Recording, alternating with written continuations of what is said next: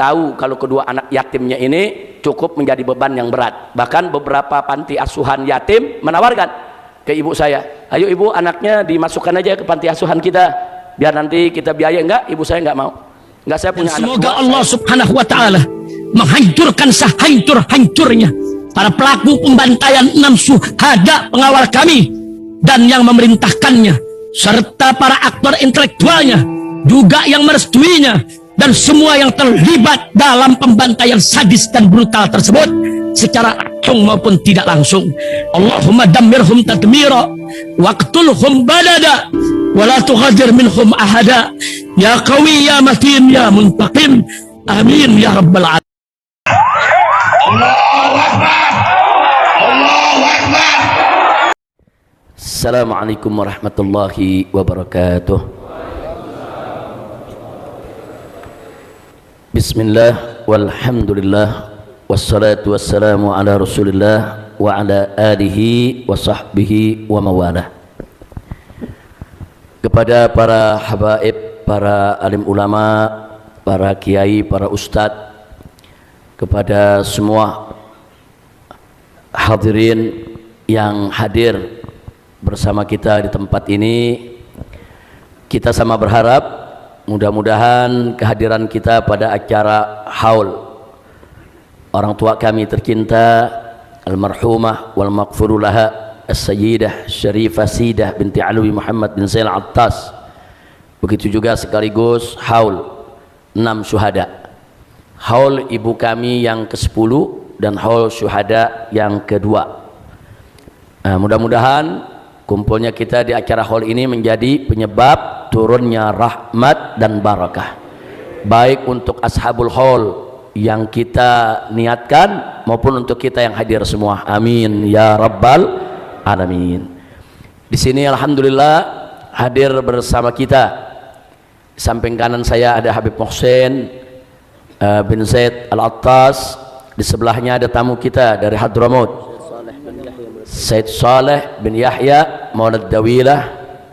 Kemudian masih ada lagi di sini, saya punya besan alhamdulillah hadir, yaitu Al Habib Taufik Al-Idrus. Dan tolong didoakan, biasanya besan saya satu lagi Habib Hussein Al-Attas, paling rajin, setiap bulanan tuh selalu hadir, nggak pernah nggak hadir. Hari ini beliau sakit, kita doakan agar Allah berikan kesehatan, disembuhkan dari penyakitnya, amin ya rabbal alamin. Dan hari ini secara istimewa kita juga kedatangan Habib Ahmad bin Saleh Al-Attas dari Bekasi, dan di samping kanan beliau ada Habib Ali bin Idrus bin Hashim Al-Attas. Beliau ini dulu ketua Majelis Syuro FPI di DKI Jakarta, manakala Habib Muhsin bin Zaid dulu selaku imam FPI DKI Jakarta. Nah, beliau juga dalam kondisi alhamdulillah sehat walafiat, tapi tetap perlu terus kita doakan biar semakin sehat lagi, karena beliau cukup panjang waktu itu sakit. Kita doakan agar Habib Ali sehat walafiat, panjang umur dalam taat dan ibadah. Nah, kemudian di sini masih ada tamu-tamu kita yang lainnya, saya tidak sebutkan satu persatu namanya, tapi yang paling istimewa yang duduk di samping saya ini, saya punya kakak Al Habib Tahir bin Hamid Al Hamid. Saya punya kakak, satu ibu dengan saya, hidup bersama di rumah bersama, kami punya ibu yang hari ini kita haulkan ya ikhwan. Nah baiklah, dalam acara haul seperti ini, apa sih tujuan daripada haul ini saudara? Tujuan haul ini di samping untuk mengirimkan hadiah pahala daripada bacaan, zikir, tasbih, tahmid, ayat-ayat Al-Quran kepada para almarhum, tapi juga sekaligus tujuan haul itu adalah untuk mengenang dari kehidupan orang yang dihaulkan, untuk kita suri tauladani dan menjadi pelajaran buat kita semua. Nah tadi alhamdulillah, tadi Al Habib Muhammad bin Hussein Al-Attas telah merincikan kepada kita semua bagaimana satu persatu dari 6 syuhada kehidupannya, pemuda-pemuda yang luar biasa, pemuda-pemuda yang hidup sederhana, pemuda-pemuda yang tawadu, pemuda-pemuda yang punya semangat juang, pemuda-pemuda yang di pandangan keluarga maupun pandangan para tetangganya adalah pemuda-pemuda yang baik. Jadi 6 syuhada yang hari ini kita haulkan bukan pemuda yang suka narkoba, bukan pemuda yang suka melakukan kemunkaran dan kemaksiatan, bukan pemuda yang suka resek di kampungnya, bukan. Tapi pemuda, silakan tanya kepada keluarga mereka, pemuda kebanggaan orang tua mereka, kebanggaan ayah mereka, kebanggaan ibu mereka, kebanggaan daripada yaitu saudara-saudara mereka, bahkan kebanggaan dari para tetangganya di kampungnya, ya ikhwan. Nah, jadi sekali lagi, pemuda yang telah menjadi korban kezaliman orang-orang yang tidak bertanggung jawab dari para pembantai KM50 yang sadis dan biadab, saudara. Jadi 6 pemuda yang jadi korban ini adalah pemuda-pemuda yang diberikan kesaksian oleh keluarga maupun oleh para sahabatnya dan para tetangganya bahwa mereka adalah orang-orang baik. Nah, tadi satu persatu sudah kita lihat cuplikan-cuplikan riwayat yang disampaikan dengan begitu bagus, rinci oleh Habib Muhammad bin Husain Al-Attas. Mudah-mudahan itu menjadi pelajaran buat kita semua. Nah, menjadi cambuk buat anak-anak muda kita yang ada di sini semua. Nah, mari kita lihat, kita contoh bagaimana 6 pemuda itu untuk membela agama, untuk berjuang di jalan agama, untuk dekat dengan guru-guru mereka. Mereka rela mengorbankan waktu, tenaga, pikiran, sampai mengorbankan nyawa. Mudah-mudahan kematian mereka dijadikan oleh Allah sebagai bagian daripada kematian syahid. Mereka dijadikan syuhada, dikumpulkan oleh Allah dengan para al-mujahidin syuhada. Amin ya rabbal alamin. Dan kita mohon juga kepada Allah, dan kita yakin bahwa Allah tidak akan diam dari mereka-mereka yang telah menzaliminya. Kita mohon kepada Allah agar mereka-mereka yang terlibat dalam kezaliman, terlibat dalam pembantaian di KM50, siapapun dia, baik itu eksekutor yang melakukannya maupun otak daripada kejadian tersebut, atau siapa saja yang merestui kezaliman tersebut, agar Allah subhanahu wa ta'ala memberikan balasan yang setimpal. Allah hancurkan mereka, Allah binasakan mereka, Allah berikan mereka siksa dari dunia hingga akhirat. Amin ya rabbal alamin. Nah, baiklah ya ikhwan, saya tidak akan bicara lagi tentang bagaimana managib atau riwayat daripada 6 syuhada, karena tadi sudah panjang lebar, itu dijelaskan oleh Habib Muhammad bin Husain Al-Attas. Dan mudah-mudahan apa yang telah disampaikan tadi yang sudah kita dengarkan, insya Allah itu menjadi pelajaran buat kita. Amin ya rabbal alamin. Nah, selanjutnya kita juga tahu bahwa hari ini merupakan haul ibunda saya tercinta, yaitu Syarifah Sida binti Alwi bin Muhammad bin Zain Al-Attas. Saya punya ibu semasa hidupnya, saudara, ini pertama menikah dengan seorang Habib dari Jawa Timur, yaitu almarhum Al-Habib Hamid bin Muhsin Al-Hamid. Mendapatkan anak, saya punya kakak. Saya punya kakak lahir tahun 61, Habib ya, tahun 61. Nah, kemudian 4 tahun kemudian saya punya ibu, diperistri, setelah beliau menjanda diperistri oleh saya punya ayah, yaitu oleh Said Husain bin Muhammad bin Syahab, dan dapat anak saya. Saya lahir tahun 65. Jadi kita beda 4 tahun, Habib. Nah, kita beda 4 tahun, 61 dengan 65. Umur saya 11 bulan, ayah anda saya meninggal dunia.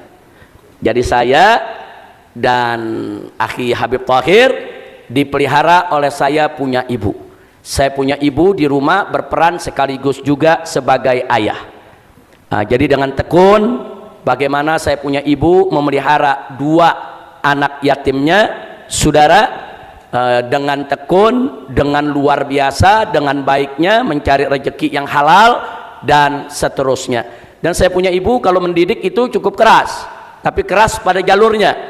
Nah, saya punya ibu ini, saudara, saya dengan saya punya kakak ini enggak dididik cengeng, enggak dididik malas, enggak dididik hidup sembarangan, enggak. Bahkan saya dengan saya punya kakak Habib Tahir ini sebagai saksinya, kami dibagi tugas oleh ibu kami, hidup tertib. Jadi tiap hari itu di rumah, saudara, kalau saya nyapu, kakak saya yang ngepel. Nah, di rumah nih, kalau saya nyapu, kakak saya ngepel. Bagi-bagi tugas. Kalau kakak saya yang nyapu, saya yang ngepel ya, kawan. Nah, jadi nggak ada tuh, kita nggak serahkan ke ibu yang ngepel, ibu yang nyapu, nggak ada. Yang nyapu, yang ngepel, ya kita ini berdua. Nah, dibagi tugas begitu. Pokoknya kalau saya nyapu, kakak saya ngepel, udah begitu. Nah, cuman kadang-kadang kalau habis kita nyapu dia nggak ngepel, kita ngambek. Nah, begitu juga saya punya kakak, kalau habis kapik nyapu saya nggak ngepel, oh marah dia. Jadi itu bagi-bagi tugas. Nggak sampai di situ. Pakaian juga nyuci sendiri. Nggak ada kolokan dicuciin sama orang tua, ya kawan. Nah, jadi kalau saya nyuci, kakak saya yang neriska. Nah, kalau kakak saya yang nyuci, saya yang neriska. Alhamdulillah. Nah, jadi pokoknya teriskaan kita licennya nggak kalah aja sama teriskaan kaum ibu. Alhamdulillah. Ini saya punya kakak udah senyum-senyum aja nih. Nah, memang ya itu kenangan, tapi kita nggak terasa itu sebetulnya tarbiyah. Itu sebetulnya pendidikan. Saya punya ibu memang bukan ustazah, saya punya ibu bukan orang yang alim dalam soal agama, bukan. Tapi saya punya ibu tekun di dalam memelihara anak. Walaupun janda, saudara, hidup dalam serba keterbatasan, tapi anak itu dididik bagaimana untuk bisa hidup mandiri. Nggak sampai di situ, ada yang tidak kalah menarik. Kalau kakak saya ke pasar, saya yang mesti masak. Nah, kalau saya yang ke pasar, kakak saya yang mesti masak. Jadi kita masak gara-gara dididik begitu, jadi bisa bikin sayur asem, bisa bikin sayur sop, bisa bikin semur tahu. Gacuannya semur tahu tuh, saudara. Alhamdulillah. Jadi kita bisa masak nasi, kita bisa nyuci piring, semua kita diajarkan. Kenapa? Karena ibu kita juga sibuk di rumah setiap hari menjahit baju, tiap hari pagi, siang, sore, malam ngejahit. Jadi kita nggak mau ganggu kerjaan kita punya ibu yang ngejahit untuk cari nafkah buat anak-anaknya. Maka saya dengan kakak saya berbagi tugas. Alhamdulillah. Makanya nih anak-anak muda di sini nih mesti bisa nyuci, mesti bisa neriska. Jangan ngerepotin orang tua dulu nih. Anak-anak muda nih, saya mau tanya di sini semua nih, bisa masak? Bisa masak apa? Masak air doang. Masak nasi? Kata Habib Hanif apa paling Indomie. Jadi begitu Habib Thohir, ingat Habib Thohir ya, kenangan luar biasa. Jadi tidak terasa, ternyata itu semua adalah pendidikan. Nggak sampai di situ, kita punya orang di Cua juga tertib. Jangan coba-coba kayak anak-anak zaman sekarang, kadang-kadang ngereng sama ibunya. Kalau ibunya jalan sampai nangis-nangis, nyeret-nyeret. Oh, jangan coba-coba sama ibu saya begitu. Atau kalau ada tamu, saudara, tahu-tahu keluar duduk seenaknya depan tamu, apalagi minta duit tamu. Wah, udah. Pokoknya kalau udah ada tamu, apalagi kalau keluar ngomong kotor nih dari mulut kita nih, ingat nih Habib Thohir, itu kalau ibu saya udah mendelik matanya begitu tuh, habis ini tamu pulang ada yang dikerjain. Ya, jadi kalau kita ngomong kotor, ngomong kasar, ngomong yang tidak sopan, saudara, atau kalau ada tamu kita berperilaku tidak sopan, ibu saya nggak ngapa-ngapain, cuman ngulekin cabai sampai halus, habis itu dibelepotin dari mulut kita. Tapi hasil itu besok nggak berani lagi kita kurang ajar di depan tamu, nggak berani lagi kita bicara nggak sopan ya ikhwan. Cukup satu kali dihukum dengan di KBN, kedepannya nggak berani lagi kita melakukannya. Begitu bukan Habib Thohir? Ya, jadi bukan setiap hari kita di KBN, enggak, tapi kita diajar tertib ya ikhwan. Jadi mau begitu lagi ingat ya, gue di KBN lagi ntar. Nah kalau zaman sekarang apa itu disebut? KDRT. Wah, zaman sekarang dikit-dikit anak laporin ibu ke polisi, laporin bapak ke polisi, nggak ada adab sama sekali, betul? Jangan ibu mukul anak tuh biasa, bapak mukul anak tuh biasa. Yang penting pukulan tidak melukai, tidak membuat si anak cacat, saudara. Tapi kalau dihajar untuk takdib, untuk mengajarkan adab, supaya si anak itu sopan, supaya si anak itu santun, supaya si anak itu muta'addib, supaya si anak itu tahu bagaimana menempatkan diri, itu merupakan kewajiban orang tua. Jangan sekali-kali dikategorikan sebagai kekerasan dalam rumah tangga, betul? Takbir. Nah, jadi kami dididik seperti itu.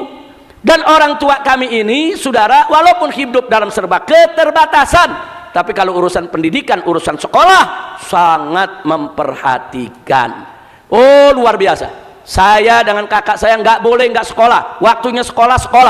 Coba-coba bolos, itu di empos sampai biru ya kawan. Ayo, orang Betawi bilangnya di empos. Tahu empos gak? Di kubit sebelah mana tuh? Wow, ujung paha tuh tahu sering ya. Anak-anak tahu di empos. Nah kita begitu tuh ngalamin di empos sampai biru seminggu nggak hilang. Tapi besok jadi kapok, nggak berani kita bolos lagi. Alhamdulillah, saya punya kakak disekolahkan terus sampai kuliah di Fakultas Perminyakan Universitas Trisakti. Nah, saya juga terus disekolahkan sampai lulus SMA, sampai masuk Mahat Al-Lughatul Arabiyah di Jakarta, dan kemudian kuliah ke Saudi Arabia. Jadi kalau urusan pendidikan, saya punya ibu sangat perhatian. Jangan coba-coba berhenti, jangan coba-coba bolos. Kita diberikan kebebasan, silakan main, silakan bergaul. tapi sekolah tetap harus diperhatikan. Alhamdulillah, padahal hidupnya dalam serba keterbatasan, serba kekurangan, tapi barokah dari Allah, akhirnya kami berdua tetap bisa menamatkan sekolah. Alhamdulillahirabbil alamin. Dan yang paling kami tidak lupakan adalah selama saya berdakwah pulang dari Saudi, saudara, sampai orang tua kami, ibu kami meninggal dunia, tidak pernah, saudara, saya punya ibu menghalang-halangi saya punya dakwah. Padahal dia tahu, apalagi zaman itu, zaman Orde Baru. Itu zaman Orde Baru, yang nguber bukan polisi, tentara ente yang nguber. Saudara, saya ceramah di mana-mana itu panitia ditangkepin mulu Mekodim. Ntar Koramil yang nangkep, ntar Kodim yang nangkep. Dulu Orde Baru begitu, saudara. Tapi saya punya ibu tetap mengatakan kepada saya, terus sampaikan yang hak. Terus jangan takut, maju terus. Selama kau yakin itu benar, sampaikan benar. Umi bangga, Umi nggak bakal halangin. Bahkan waktu saya masuk dalam penjara pun enggak, dengan nangis, dia tengokin, dia doain, terusin perjuangan. Ini modal, saudara. Karena kalau kita berdakwah sudah tidak diridhoi oleh orang tua, enggak disetujui oleh orang tua, enggak didukung oleh orang tua, berat dakwah kita. Tapi begitu berdakwah diridhoi oleh orang tua, didukung, dibela, didoain, itu merupakan modal besar untuk kemenangan perjuangan kita. Alhamdulillah, sampai akhir hari-hari mau wafatnya, terus yang dipesankan begitu. Bahkan kalau lagi ada demo, lagi ada aksi, saya punya ibu udah pakai kursi roda ini, udah pakai kursi roda. Kita bilang, Umi nggak usah ikut ya pakai kursi roda, diomelin kita, diomelin. Oh, bisa 3 hari nggak ditegur. Maksudnya jangan ikut demo, ini kan demo kalau ada gas air mata bagaimana? Enggak, Umi mau ikut, walaupun pakai kursi roda, ikut betulan ya, kawan. Nah, tinggal nyut kita bukan takut sama diri kita, ini ibu kita di tengah demo ya, kawan. Nah, artinya apa? Dia ingin memberikan support bahwa ini perjuangan. Umi ridho, beliau ikut. Subhanallah, padahal sudah ada di kursi roda. Nah, jadi sekali lagi, saudara, bahwa ibu saya tercinta yang kita haulkan hari ini seorang perempuan yang tegar, perempuan yang nggak putus asa, perempuan yang hidupnya nggak ngemis ke kanan ke kiri, walaupun tahu kalau kedua anak yatimnya ini cukup menjadi beban yang berat. Bahkan beberapa panti asuhan yatim menawarkan ke ibu saya, ayo ibu, anaknya dimasukkan aja ke panti asuhan kita, biar nanti kita biaya. Enggak, ibu saya nggak mau. Enggak, saya punya anak 2, saya mau pelihara, saya mau dekat, saya mau liatin, saya nggak mau serahkan ke panti asuhan. Padahal ketika itu nggak mudah untuk cari rezeki, nggak mudah untuk mencari nafkah. Nah, itulah sedikit cuplikan riwayat daripada kami punya ibu, orang tua. Mudah-mudahan Allah melimpahkan rahmat, Allah memasukkan ke dalam surganya, Allah maafkan segala kesalahannya, Allah sempurnakan kekurangannya, Allah terima segala amal ibadahnya, dan dijadikan kuburnya sebagai rodatan min riyadil jannah, dijadikan sebagai taman surga. Kemudian kelak dikumpulkan kembali dengan keluarganya bersama Nabi kita Muhammad sallallahu alaihi wasallam di surga Allah yang indah. Amin ya rabbal alamin. Saya punya ibu kelahiran Petamburan, asli Petamburan, kelahiran Petamburan. Kami memang besar di Petamburan. Saya punya kakek itu tinggal lahir di Petamburan. Kakek ayah daripada ibu saya yaitu Al Habib Alwi Muhammad bin Zain Attas, ini di Petamburan cukup terkenal. Dari Petamburan ini ada 3 tokoh terkenal pejuang anti PKI dan ditangkap dengan pas pampres dulu Cakrabirawa ya ikhwan, disiksa ya ikhwan. Ada 3 tokoh, yaitu yang pertama adalah Haji Matsani, orang Petamburan, ini dulu namanya Jalan Haji Matsani nih. Kemudian yang kedua Haji Muntako, Haji Muntako di Kober sana tuh rumahnya ya ikhwan. Nah, yang ketiga adalah kami punya kakek, yaitu Habib Alwi bin Zain Al-Attas. Karena kami punya kakek ini dulu beliau aktif bersama Banser, bersama Laskar Hizbullah ya ikhwan, gitu aktif untuk menentang gerakan PKI. Akhirnya ditangkap oleh Cakrabirawa. Cakrabirawa itu dulu pas pampresnya presiden, saudara, ditangkap, kemudian dianiaya, disiksa, tapi alhamdulillah Allah panjangkan umur. Alhamdulillah umurnya panjang, Allah selamatkan dari penyiksaan tersebut. Jadi kami di Petamburan ini memang sudah turun temurun di sini. Kami tinggal dari mulai kakek saya, dari ibunya saya punya kakek ya ikhwan. Nah, termasuk saya punya ibu. Nah, itulah yang saya mau sampaikan di sini. Nah, sekali lagi tolong doakan agar saya punya ibu ini diberikan oleh Allah Subhanahu wa taala rahmatan wasi'ah dan magfiratan jami'ah. Nah, jadi di sini saya mau sampaikan ada 2 wanita dalam hidup saya yang luar biasa jasanya dalam perjuangan ini. Yang nomor satu dan yang pertama paling utama adalah ibu saya yang sudah saya ceritakan tadi, dan yang kedua adalah istri saya. Istri saya yaitu Syarifah Fadlun binti Fadil bin Hasan bin Habib Utsman bin Yahya, Mufti Betawi. Saya punya istri adalah cucu dari Mufti Betawi Habib Utsman bin Yahya. Di mana sejak perkawinan kami sampai hari ini sama jalannya seperti saya punya ibu, tidak pernah merongrong saya punya dakwah, tidak pernah menghalangi saya punya dakwah, keluar masuk penjara, berkali-kali rumah di sini dikepung oleh kepolisian ya kawan, oleh ribuan polisi. Tetap saya punya istri terus memberikan dukungan sampai waktu hijrah ke Mekah sekalipun, dan tidak pernah mengeluh dalam perjuangan. Sekali lagi ini juga modal. Tadi modal ibu luar biasa untuk dakwah, ditambah modal istri penting. Sebab kalau istri nggak ngedukung perjuangan kita, wah tiap malam bisa demo di bawah bantal. Ya bayangin dah, kita biasa demo orang, kita di demo tiap malam dari bawah bantal tuh, jangan demo lagi, nanti ditangkap lo, kan begitu. Nah, urusannya perjuangan mogok, betul? Tapi kalau istri ikut mendukung, demo bawah bantal nggak ada ya kawan. Alhamdulillah. Jadi ini dua keberuntungan yang saya dapat dari Allah Subhanahu wa taala. Jadi satu, sokongan ibu yang luar biasa. Dua, dukungan istri juga yang tidak kalah luar biasa. Bahkan saya waktu awal menikah dengan istri saya, baru seminggu menikah udah berangkat lagi ke Saudi. Saya lagi liburan, saya pulang, saya nikah, seminggu kita terbang. Dan istri enggak pernah minta harus ikut, harus begini, harus begitu, enggak, pasrah. Nah itu sampai 5 tahun, saya pulang hanya setahun sekali dan hanya 1 bulan di sini. Jadi setiap habis haji pulang 1 bulan terbang, habis haji pulang 1 bulan terbang. Ala kulli hal, hikmahnya Allah nggak berikan saya dulu keturunan. 5 tahun saya belum nggak punya keturunan saat itu. Begitu pulang selesai belajar tahun 90, berikutnya tiap tahun beranak ya kawan. Iya, tiap tahun beranak. Ya bukan, kalau dari awal kawin tiap tahun beranak bisa 12 tuh anak. Sengaja. Sebab apa? Sebab memang kalau kita punya anak masih belajar mungkin akan mengganggu konsentrasi kita. Ini hikmah yang ada di balik itu semua. Anda tiap tahun punya anak, dapat putri 7, dan ini juga perjuangan yang berat ya kawan. Saya, Habib Hanif ini merasakan, Habib Muhammad merasakan bagaimana begitu diundang ke daerah jarang ada di rumah. Kadang-kadang di rumah cuma sehari, berangkat lagi seminggu. Di rumah sehari, berangkat lagi 2 minggu. Nanti ke Aceh 10 hari nggak pulang, pulang sehari. Dulu saya selama 25 tahun begitu ya kawan. Terus begitu kita keliling.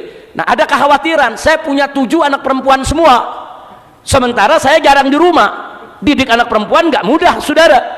Nah disinilah peran seorang istri. Dia membantu saya amanatkan jaga ini anak-anak, didik yang betul agar menjadi anak-anak yang baik, anak-anak yang soleha. Tanpa bantuan istri nggak bisa kita didik anak-anak kita tersebut saudara. Nah maka itu alhamdulillah dijaga betul. Saya punya anak yang 7 dan saat ini yang 5 sudah berkeluarga. Alhamdulillah ini mantu-mantu saya, ada Habib Hanif, ada Habib Irfan, ada Habib Muhammad Al-Atas, ada Habib Muhammad Hafsi yang barusan menyampaikan ulasan soal syahid, ada Habib Alwi yang saat ini sedang berangkat untuk menunaikan ibadah umrah. Saudara doakan agar istri dan anak-anak saya semua sehat walafiat, amin ya rabbal alamin. Nah, itulah yang saya mau sampaikan. Ada 2 wanita dalam hidup saya yang luar biasa. Semoga Allah menjaga dan Allah meridhoi mereka. Nah, adapun saya punya kakak yang di samping saya ini. Saya dengan kakak saya hidup dari kecil, dari bayi kami serumah, walaupun kami saudara satu ibu, lain ayah, saudara. Dan kakak saya ini yang setiap hari nuntun saya untuk ngaji di masjid-masjid di sekitar Petamburan.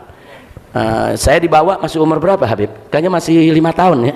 Saya 5 tahun belum mengerti apa-apa. Nah saya punya kakak kan udah 9 tahun. Nah saya dituntun, ayo kita ngaji di Masjid Al-Barakah. Ada Ustadz Ali Assegaf. Dari Al-Barakah, ayo kita ngaji di Masjid Ar-Rahmah. Ustadz Ali Assegaf juga tuh yang ngajar. Dari situ ada lagi pengajian di Masjid Istiqomah, Habib Muksin yang ngajar. Ada lagi pengajian di Masjid Al-Islah, dulu ada Ustadz Utsman bin Yahya yang ngajar. Kemudian ada lagi pengajian di Masjid An-Nur. Di Masjid An-Nur ada Habib Syekh Al-Jufri yang ngajar. Kemudian ada Habib Alwi Jamalulail. Kemudian ada lagi Habib Ali. Nah, iya. Di Masjid An-Nur ada Habib Ali bin Abdurrahman Al-Walid Tebet ngajar. Lama tuh puluhan tahun. Kemudian Kiai Haji Aminullah itu ngajar di Masjid An-Nur Selipi. Jadi semua setiap malam maghrib ngaji di masjid ini, isya masjid ini. Saya masih 5 tahun. 5 tahun duduk dengerin 2 menit juga udah tidur. Tapi walaupun begitu tetap saya ikut, saya dituntun saya mau punya kakak terus tiap malam. Apalagi kalau lagi ada tablik akbar dulu di mana-mana kita ikut, di Tenabang, di Palmerah, di Kemanggisan. Dulu yang sering kita ikuti tablik akbar itu Kiai Haji Sukron Makmun, kemudian Habib Ali Syekh bin Ali Al-Jufri, saudara. Nah pernah juga pengalaman saya punya kakak ikut dari Petamburan pakai mobil bak, berangkat kemana? Berangkat ke pasar Minggu tablik akbar, pulang jalan kaki. Bayangin deh jalan kaki dari pasar Minggu ya ikhwan, berhentiin mobil nggak ada yang mau berhenti, saudara. Kita jalan kaki subuh baru sampai di rumah. Jadi iya begitulah. Jadi dulu dari mulai saya umur 5 tahun sampai saya lulus SMA, saudara, kami selalu keliling untuk berangkat ke masjid-masjid. Jadi saya nggak pernah di pesantren, padahal pengen masuk pesantren, bukan nggak pengen. Kakak saya juga pengen kita masuk pesantren, cuman kalau kami berdua ke pesantren yang nemenin ibu siapa? Karena ibu kita kan sendiri. Nah, jadi kami nggak ke pesantren, tapi kita ganti, kita tidak ke pesantren tapi kita ke majelis taklim. Alhamdulillah. Jadi jasa saya punya kakak luar biasa, saudara. Dan saya punya kakak nih diam-diam galak ini. Saya ketahuan ngerokok langsung ditamparin. Ya, orangnya diam begitu ketahuan ngerokok gelepok. Nah, jadi artinya apa? Beliau dengan setia menjaga saya yang masih kecil juga, yang yatim, saudara, membantu saya punya ibu. Alhamdulillahirabbil alamin. Sekarang Habib Thohir punya anak, di sini ada Habib Abdullah Kamil, kemudian ada Habib Hamid lulusan Al-Azhar, kemudian Habib Abdullah Kamil lulusan Al-Ahqaf. Nah sekarang putra-putra beliau membantu kami sekarang mengajar di pondok pesantren Markas Syariah bersama saya punya menantu semua. Nah karena itu sekali lagi ya kawan, jadi ini saya bukan ceramah ini ya. Nah, ini kita berbagi cerita dalam acara hal semacam ini. Mudah-mudahan manfaat untuk kita semua. Mudah-mudahan apa yang saya sampaikan tadi bisa jadi pelajaran buat kita. Nah, pelajaran apa yang saya maksudkan? Tolong anak-anak muda di sini, kalau kita nggak punya biaya untuk masuk ke pesantren dan lain sebagainya, atau mungkin karena kita sibuk jaga ibu di rumah, tolong jangan terus putus asa untuk nimba ilmu. Kita bisa ngaji di majelis-majelis taklim, kita bisa ngaji di masjid-masjid, di musola-musola, bertebaran di mana-mana. Jadi ilmu itu ada di mana-mana, ambil saja. Makanya kan Nabi mengingatkan, saudara, tegas Nabi mengingatkan, idza marartum biryadil jannah farta'u, kata Nabi, jika kamu jalan melewati yaitu taman sorga, maka mampir, kata Nabi. Apa itu taman sorga yang dimaksud oleh Nabi? Majalisul zikir, majalisul ilm, yaitu majelis-majelis zikir, majelis-majelis ilmu. Nabi yang ngajarin mampir. Nah maka itu Anda di mana-mana ada pengajian mampir ya kawan. Memang waktu saya kecil saya nggak berasa dapat ilmu dikit-dikit, nggak berasa ya kawan, nggak berasa. Tapi begitu saya kuliah di bidang agama, semua yang saya pernah dengar pada saat saya dari umur 5 tahun sampai lulus SMA itu semua muter di kepala ya kawan. Nah tinggal apa? Tinggal kita sudah bisa bahasa Arab, kita tinggal cari. Dulu saya ingat guru saya pernah mengatakan begini, wah ini hadisnya di mana? Kita cari. Saya ingat dulu guru saya pernah mengatakan begini, ini ayatnya di mana nih? Kita cari ya kawan. Nah, jadi apa yang kita dulu masuk, walaupun kita tidak hafal ayatnya, tidak hafal hadisnya, semua keluar lagi tatkala kita menimba ilmu lebih dalam lagi. Alhamdulillah. Jadi jangan pandang remeh nih pengajian begini, jangan. Maka itu tolong Anda silakan ngaji. Oh di sini ngaji sebulan sekali. Nah, ngaji lagi di tempat lain ya kawan. Banyak pengajian habaib, banyak pengajian kiai, banyak pengajian para ustadz. Yang penting satu dijaga, ngajilah di majelis-majelis ahlus sunnah wal jamaah. Itu aja. Pokoknya kalau udah ahlus sunnah wal jamaah lurus mengatakan yang hak itu hak, yang batil itu batil, ikutin ya kawan. Mau pengajian habib kayak kiai kayak ustadz kayak, jangan dibedain. Sebab kalau Anda cuma ngaji di sini doang sebulan sekali kadang-kadang kupasannya cuma sedikit. Tapi kalau tiap hari kita ngaji, seminggu berapa kali kita ngaji, malam kita ngaji, insya Allah Allah akan buka ilmu pengetahuan untuk kita semua. Nah itulah yang bisa kita sampaikan, mudah-mudahan manfaat untuk kita semua. Terima kasih atas kehadiran semua, khususnya kepada keluarga Syuhada. Di sini saya lihat keluarga Syuhada ada yang hadir ini. Ustadz Syuhada, mana lagi keluarganya? Ya ini Lutfi Hakim ya, ayah Lutfi Hakim, ada ayah Faiz, siapa lagi? Ada keluarga Syuhada di sini yang hadir. Alhamdulillah, kemarin juga banyak istri-istrinya, ibu-ibunya juga pada hadir ya kawan. Mudah-mudahan orang-orang tua kita ini dari orang tua para syuhada, Allah berikan kesabaran, ketegaran, Allah berikan ganti kebahagiaan, Allah mudahkan segala urusannya, dan Allah gabulkan hajatnya, amin ya rabbal alamin. Nah sebagai penutup kita minta ke Habib Hanif untuk kita sama-sama membawakan lantunan qasidah Syababul Futuwah. Syababul Futuwah ini dikarang oleh Kiai Haji Asep Jailani, salah satu guru di markas syariat ya ikhwan. Ini dikarang cuma berapa hari setelah wafatnya 6 syuhada. Jadi habis kejadian 6 syuhada, beliau langsung karang ini qasidah untuk memberikan apresiasi kepada para syuhada dan doa.